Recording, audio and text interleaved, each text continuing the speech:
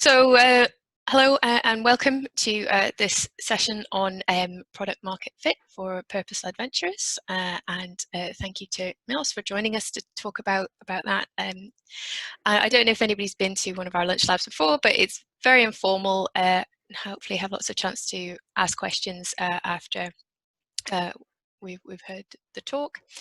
As I said before, this is being recorded, so please turn off your video if you don't wish to feature on YouTube, but we will post this so that anybody else can catch up as well. If you haven't heard about Zebras Unite before this, we are a global movement that are working towards building the capital, culture and community that sustainable, inclusive startups need to succeed. Part of that is providing this community of people who can learn together and support each other as they build their businesses. So I don't think there's much housekeeping to do. I don't have to tell everybody where the fire exits are on an online call. So I will just hand over to you, Milosz, to get started. Right. So yeah, hello everyone. My name is Milosz Falinski, and I'm going to be talking about product market fit and what it means for purpose-led ventures and what are like the common pitfalls around product market fit. And let's dive in. Let me share my screen.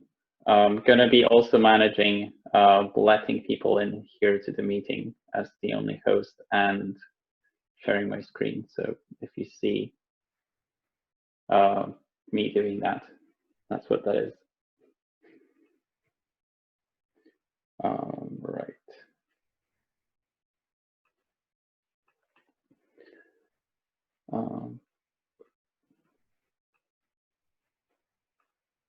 Can you guys see the slides? Yeah, okay. So let me start by just introducing myself a bit more. I'm Milosz Falinski. I have a background in startups. So since I think 2014, I've worked with various different tech startups in design and product roles, and kind of growing more and more weary of the startup culture and where tech is going. Last year, started to really looking at how can I transition what I'm doing into being more purpose-driven and into empowering the purpose-driven people to have all of those new tools and experiences and that people in tech have and people in startup have that are very effective at building businesses, but are maybe not taking business in the ways that we would like. So that's one end. So that's where I do my consulting. Why is that? That's working. Okay. That's what I do, and I work with people like Andrew, who's here on the call, on building out various different things, different businesses that have a purpose at their core. And the other thing I do is Digital for Good, which is started with Steve Lloyd, a community in Edinburgh that connects charities and the tech community. And that was actually what my previous talk at Zebras was about last year, before COVID, and Andrew was also there. And what we do there is, since I last spoke here as well, we started doing projects in cohorts. So we gather people around a specific charity and around a specific tech need they have, and organize a team of volunteers that will deliver a solution to their challenge. So it could be something as simple as helping them organize their information better as they're transitioning from into digital, especially now with COVID, or something like building out a specific tech tool for them, like building a chatbot based on different machine learning techniques, which we've also done. So different tech projects for charities. Yes, Daisy. Admit people into the room. Thank you. I don't get sound notifications about these, so keep doing that. All right, and today I want to talk about so a bit more about my experience. So in 2017, my site project, which was a desktop app for Trello, was acquired by Atlassian and is now used by a lot of people. So that was kind of a fun little experience of achieving product market fit and having that whole journey realized. And another company I was part of at the time called RoboKiller, I've worked with them from the very beginning, leading design, and we've reached over 1 million paid customers in just about a year, and got acquired by IAC in November 2018. So speaking on that, I have kind of direct experience of taking the company, seeing the company through from the beginning to the end, and product market fit is the kind of core kind of component without which you can't really go through that journey. So what is product market fit? So typically a journey of an entrepreneur starts with some kind of an insight or experience. And what they have at that point is possibly what people call a problem solution fit. So if you're okay, no one else joining. So if you had an insight into something and you have an idea for what might be a business, you have a problem solution fit at that point. And it could be that you're experienced in that domain, or maybe you're coming from outside that domain. So I'll give you an example as RoboKiller. So RoboKiller was blocking spam calls, basically, an app that blocks spam calls.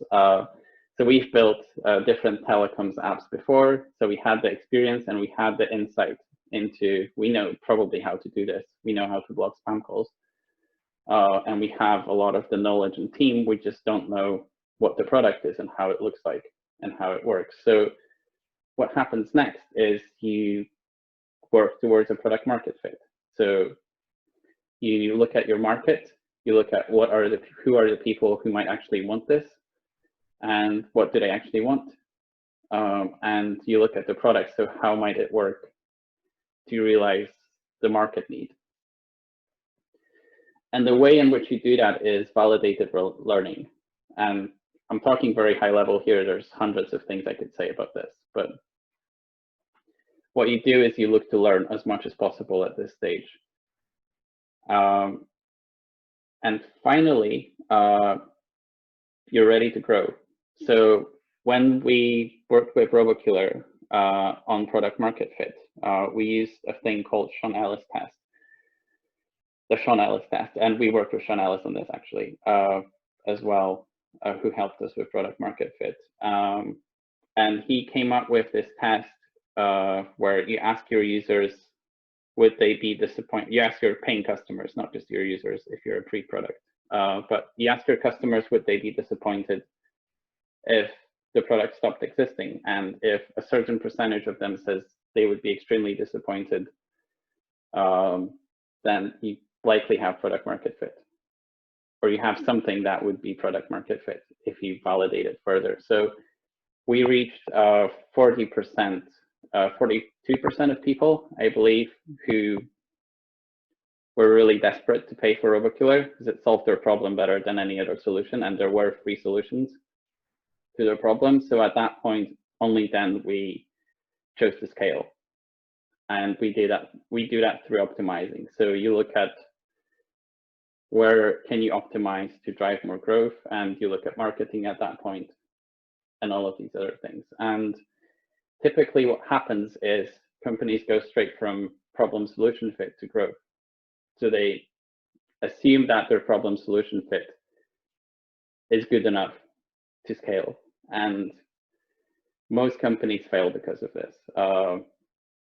And I've read studies that put lack of product market fit as the #1 reason for over 80% of companies.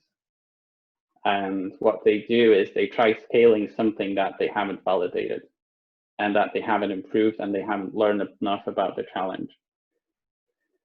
So yeah, the Sean Ellis test, it's a quick kind of